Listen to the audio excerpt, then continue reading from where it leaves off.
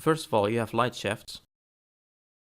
If you select directional light, it's a section here called Lighshafts. If you enable that, you will get this. The thing is though, is that I think it looks really like a programmer art. And I think pretty much everyone is abusing this way too much. It looks somewhat nice, but it's very typical. And I kind of look at it like the Photoshop lens flare. People enable it because it quickly looks pretty. But it also looks very standard, and it's over abused. I think it has to be more subtle than this.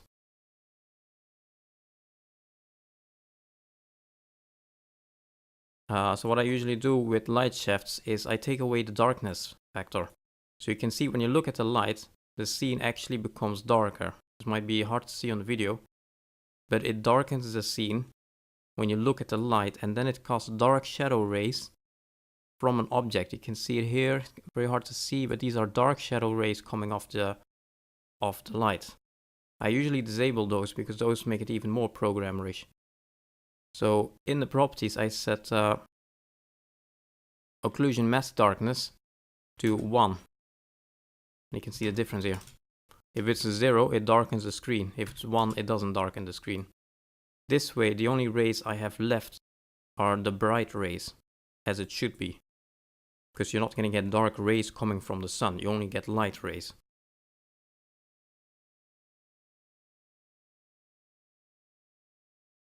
And then I tend to tweak the bloom factor a bit, perhaps.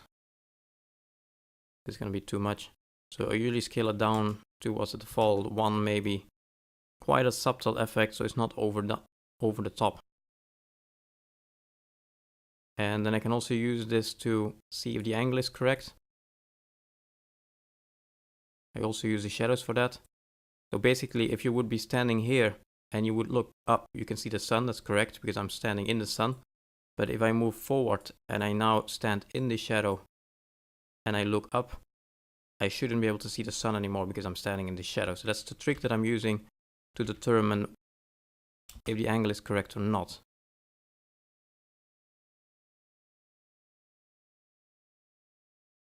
You can also try to match. You can see the light ray cutting through here. You can try to match that also to the shadow on the ground.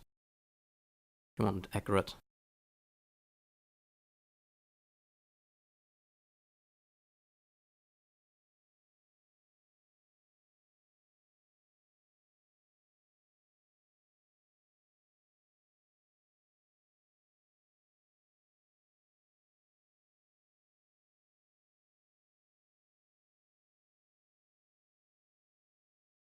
I think now it's about correct. You can see I'm standing in the light over here. I can see the sun indeed, but if I walk into the shadow and then look up, I can no longer see the sun. The position of the sun and the angle of the directional light is now about the same.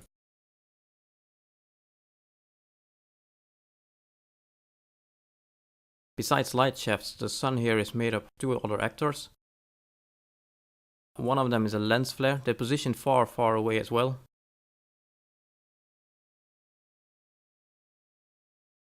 The position all the way over here, as you can see. Could have moved it even further perhaps.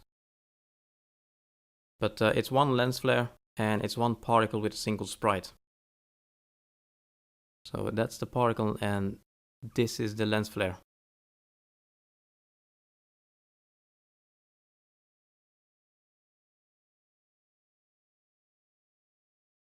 So if you look that up in a content browser, you get this. It's a lens flare. It's already been made, so I'm just going to quickly show you how I made it.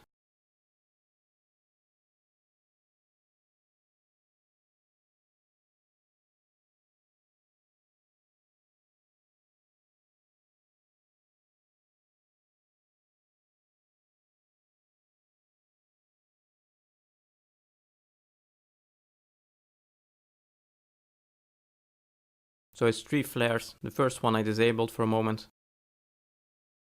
And then we have one flare which is offset a little bit, and the second one is offset even more. That offset you can see in the level like this.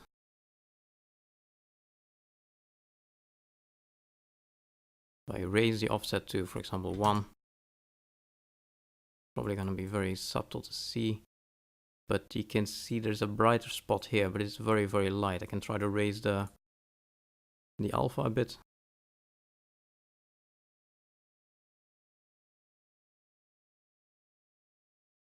You can see that's the offset. It's pretty much just offsetting that dot away from its the center. It was 0.25 in the beginning. I usually use a lens flare and not just light shafts. I usually rely on different elements, and a combination of that makes my sun, because without the light, a lens flare has this nice thing that it blends around an object like so. Like the light really bleeds over whatever is in front of it. And without that, the sun would be too subtle. This gives a nice surrounding glow to it. Lens flare alone, however, is not really enough, because without that lens flare, if you wouldn't be looking at the sun would be too dark. If I hide it, then the sun would be too dark without this thing as well. See, then you wouldn't be able to see the sun.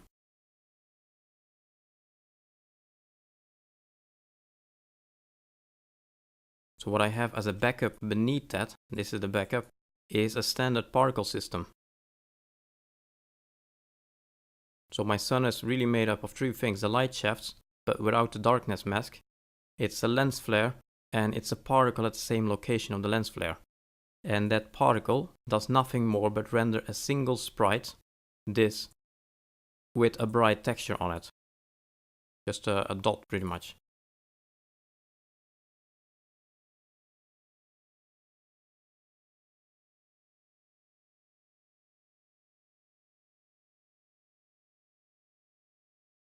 It's impossible to see over here, but it pretty much renders, and it's very, very, very large. It pretty much has rendered a single sprite with this material on.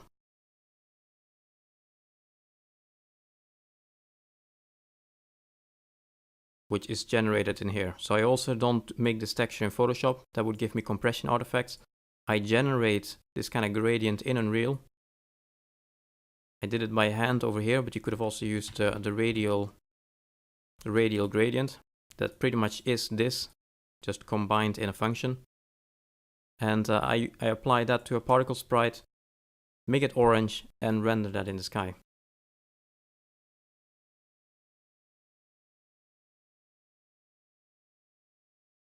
And the result is a nice glow. And if I add the lens flare on top, it looks like this. What I sometimes also do to aid the atmosphere in the environment is adding several different directional lights to the scene. You can only have one dominant directional light, but you can have an unlimited number of normal directional lights. So I sometimes have one dominant directional light in the scene, as we have over here, and then several normal directional lights to back up, as a backup to the dominant directional light.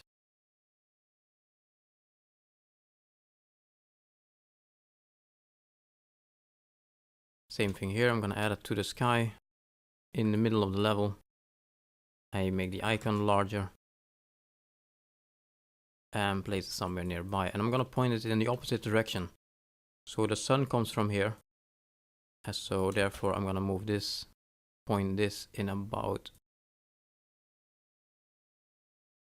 that direction, the opposite direction. So it's gonna act as a backlight. And I will make it the same kind of blue as the skylight has.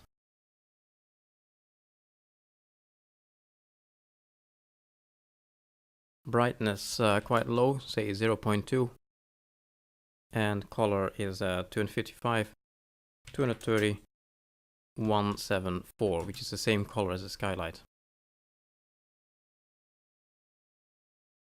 This softens out the level a bit more. You can see without this light, if I set enable to false for a moment, it's a bit darker, so this softens it out a bit, gives a bit more blue ambient light on the other side of the building. It gives a better overall result, I think. So you can have an unlimited number of these. what we did a few years ago before, because now Epic added things like the environment color and all that, which is a nice addition. But a few years ago, before we had these features available, what we tended to do was try to get the lighting from the sky to actually drop down on the level. So you would pretty much manually make a sky dome with lights.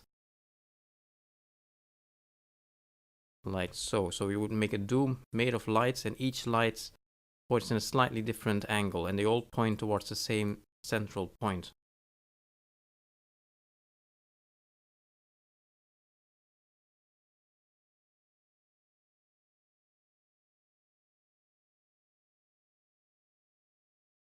So you basically construct a sky dome from a whole series, about 20-30 of these lights, and then each of those lights would take over the color that the sky has behind that light. Well, in this case, it's not a very good example, it's a black sky, but that would pretty much take over the color like so. And the next light would then take this and say one of these lights here, because it's more interesting on that side. That would take that light, that color.